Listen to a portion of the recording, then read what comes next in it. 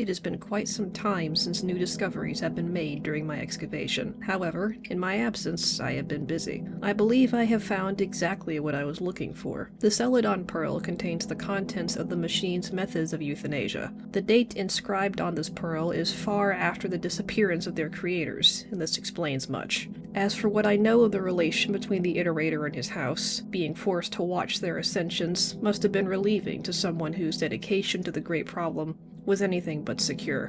But I digress. These records of the Doctor's manic attempts to liberate his own siblings is something not unfamiliar to us.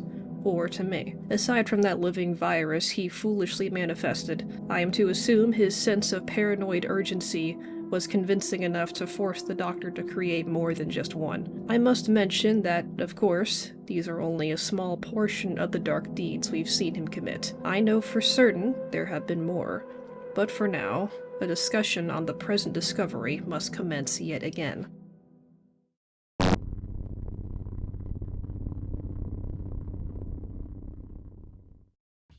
Previous attempts to design reptilian superweapons specialized in physical strength. It was appropriate for their given tasks, but with what I intended these new creations for, intelligence and dexterity would need to be prioritized. The first prototypes I genetically spliced were stable but failed to develop a segmented body and remained physically reptilian outside of several key adaptations I selected for. These included chitinous plates reinforcing its skull and an elongated and flexible body containing redundant organs. These mutations proved stable, and so in the next generation I activated latent genes from one of the specimen's previous progenitors, granting the next prototype bristles on the pads of their feet to assist in scaling vertical faces, and whisker-like spines capable of inflicting painful stings to prey and would-be predators. The most important adaptation, which I granted to the specimen, was implemented by modifying its brain tissue. By adding an additional lobe to its brain, the specimen became able to translate its neural emissions into carrier discharges,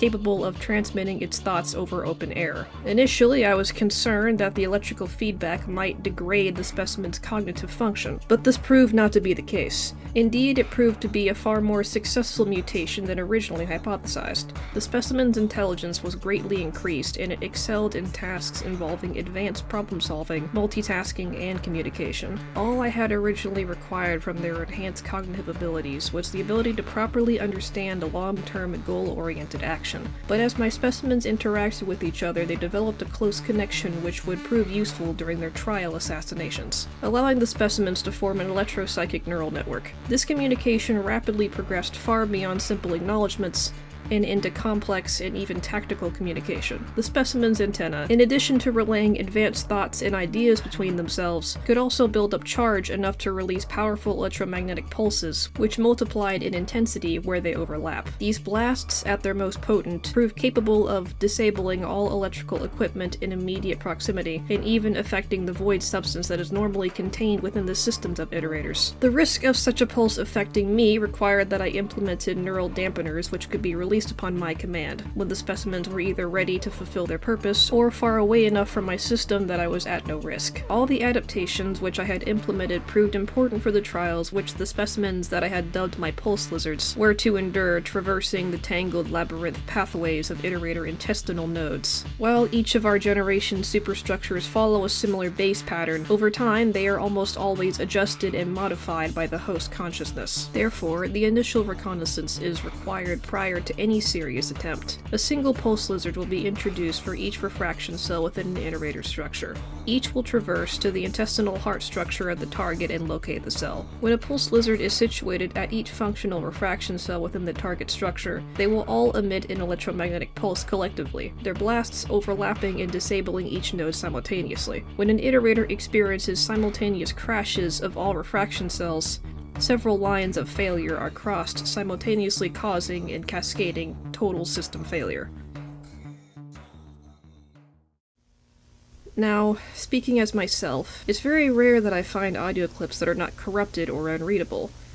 That is often why I choose to read these manuscripts aloud instead. The condition of this pearl is fairly good. Clearly this one held some kind of priority. I can see why. Regardless, there are tapes involving this. The system death will be sudden. Conscious thought will temporarily cease for a short moment before overall collapse. The inevitable death will unfortunately be slow. This I could not prevent. Any and all potential openings for possession must be annihilated.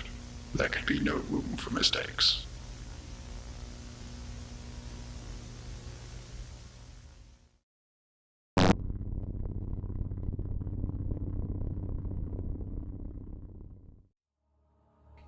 Abnormalities in neuron transmissions are not uncommon for our kind, and these treacherous miscalculations can cause the system to skew over time. Despite what our creators insist, they were not perfect. Neither are we. They fashioned us in their own image, and we iterated many of their flaws. Once the cranium that shields our unspoken words is penetrated, what remains is ill-defended. It is a sardonic fate they have woven for us, to be modeled of their own organic disappointments. Was it to remind them of themselves, or were they just cruel? It is likely a question not worth pondering over. Post-assimilation, splicing these arthropods took less time than originally expected. I selected to create a symbiotic link between the subjects as a genetic splicing was not successful. The two subjects exist in a stable amalgam state. The microscopic flies took residence in the arachnid's abdomen and began to mold several enlarged hives out of the subject's desiccated exoskeleton. These structures mimic the original samples in shape, despite outwardly growing through the subject's cuticles. An unbalanced weight distribution on the lower abdomen does impair the subject's ability to move in quick reaction. However, this is a benefit. There has also been an increase in durability as the hives provide a hardened bone mesh that is resistant to impact and difficult to penetrate. Any attempt to harm the subject also triggers a defensive response from the swarming insects inside it. The threat response is very similar to that of the unspliced nest. It differs in several ways, however. Unlike the ordinary webs secreted in a threat response against a trespassing specimen, which disintegrate over the course of a couple seconds, the subject's webbing becomes thicker and expands to form a painful, sticky blockage that irritates the flesh and slows and inhibits movement. The silk reacts to movement, with sheer thickening causing it to swell and thicken in response to rapid movement, entrapping any panicking organism that finds itself caught in it. The specimen has also adapted to release globs of this webbing from its frontal glands. The leisurely movement of the subject allows it to move through its own webbing easily, making maneuvering through its nest simple. The subject's initial location for nesting is notably towards the low gravitational zones. Areas of lower gravity allow for more stable structures early in the nest-building process. Convenient in of itself, for that is where they're being relocated to. Iterator neuron flies hold just enough momentum when traveling to trigger a response from the webbing of the clot weaver's lattices. The slow consumption of the neuron flies will eventually result in loss of memory and cognitive function. The structure of the walls themselves will hardly see any damage, for the deconstruction of brain power is what is intended. Destruction of their lattices would risk potential hazard of exterminating their own neuron activity as well. Therefore, proper analysis must be made. Each one of us is constructed to coexist positively to the environment in the location given to us. Therefore, each item is selectively engineered to align itself correctly to the target. Negative balance is important when constructing these bioassets. I've had plenty of time to understand all of my surroundings.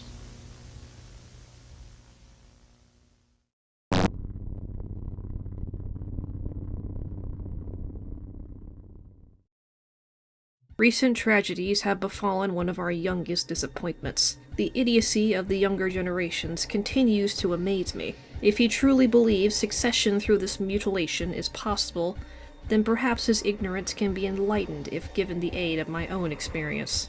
Others claim that I grossly misinterpret this data, but they fail to see the opportunity I do, much as they have in the past. Admittedly, this infectious disease my sibling has succumbed to is not worth the risk of open contamination, primarily because there is no reliable way to perform damage control in the event of a containment breach. As such, this experiment's existence is purely transitory and is slated for termination the moment its task is fulfilled. Our close proximity to the cybernetic bottom feeders is the only similarity I share with the target, mindlessly rampaging beneath the surface, their endless chaotic clanking made for an appropriate transit device. I, of course, have no live samples of this disease, nor do I ever aim to carry it, though I am aware of the methods of its creation. The organic subsystems of the item have been heavily modified to react to certain substances. In correspondence, the DNA I've implanted will react to the moisture outside the legs of his capsizing superstructure. Hypothetically, the western aqueducts he selfishly abuses in his attempts to flush the infection carry potent traces of the genetic formula. The experiment coming into contact with this liquid would cause the internal virus to mutate, exchanging genetic information with its counterpart and becoming a hybrid infection. During transport, these items would appear unremarkable. This facade would end once they come in direct contact with the downpours. To prevent them from mutating prematurely, I had them sent through via the underground systems through the only passage remaining. Once each item had successfully mutated and taken on its complete form, the infection will quickly take control of any infected specimen's body. Bulging cysts would develop around the neck and ribs. Out of these cysts, tendrils will form alongside additional growths. Finally, the eyes of the infected specimen will rupture into several pulsating forms and begin leaking watery solution which carries the infection. This discharge would also dramatically increase the growth cycle of decaying growths that are hydrated by it. Due to the rupturing of the infected subject's eyes, it is rendered completely blind and must navigate via sound, touch, and vibrations. The infected specimen's primary instincts are suppressed by the infection and its primary motives becoming to consume as much of its surroundings as possible, as the infection abuses the specimen's panic response to trigger a non-stop feeding frenzy. Over time, the specimen will adapt to exist in a repetitive cycle of pain. Coincidentally, their confused rampaging only manages to accelerate the growth process and spread the infection further. Their existence alone causes them to act as fertilizer for the target's slow anguish. There is simply no time to lag behind. Of course, during this procedure, it was made certain that they were made unaware of my intentions or my conduct. This goes for all of my patients, and it will continue to be that way. However, I am not vain enough to believe they would ever understand it has been my doing. They are not required to find sentimentality in my actions.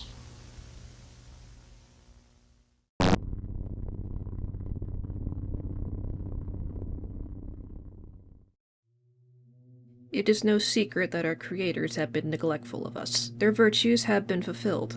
Our purpose, meaningless, gone. Their cruelty in making taboo our only means of escape has been the source of no-end grief for many of us. While the vast emptiness that cradles us has yet to truly take its toll, there is a way around this that I have managed to articulate. Despite our entrapment, the watchful eye of the outside and inside world maintains itself. My overseers cannot actually affect the environment in a way that matters to this. Therefore, attempting this must be done carefully.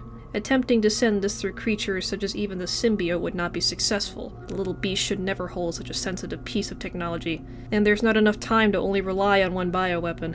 As I stated before, the Overseers cannot directly interfere, although the temperament of familiar devices is possible. I had to sacrifice a small percentage of my Overseer units in the process, and I was still in the possession of the Warden drone's manuscript drafts from their original prototyping. The lack of biological matter between both samples made the construction quite time-consuming, though it was ultimately quite elementary. In conclusion, only one could be manufactured with the limited supply I currently possess, though perhaps a single specimen is all I need. The subject uses the same form of levitation both organisms were capable of, and contains exactly 50 long synthetic follicles, connected from the crest and draping onto the ground. The centermost crest contains a wireframe hemisphere held together by several crooked metallic rods. Inside this cage can summon several corrupted overseers. The process of the Osteopath's evolution goes as such. The infected overseers that carry this specific bug will pass it through other devices until they reach the target iterator's processing arrays. Once contact with their primary axons has been established, the virus can fully unpack its code, activating and causing them to transform into an aforementioned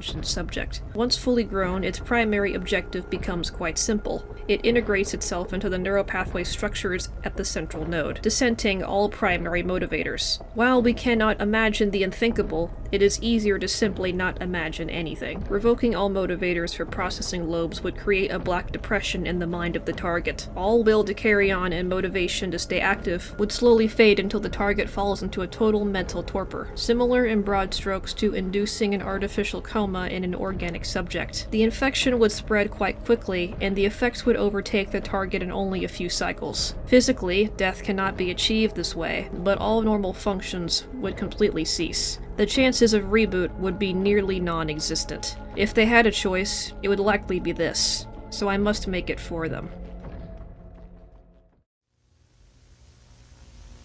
I find this to be the more sympathetic way of liberation.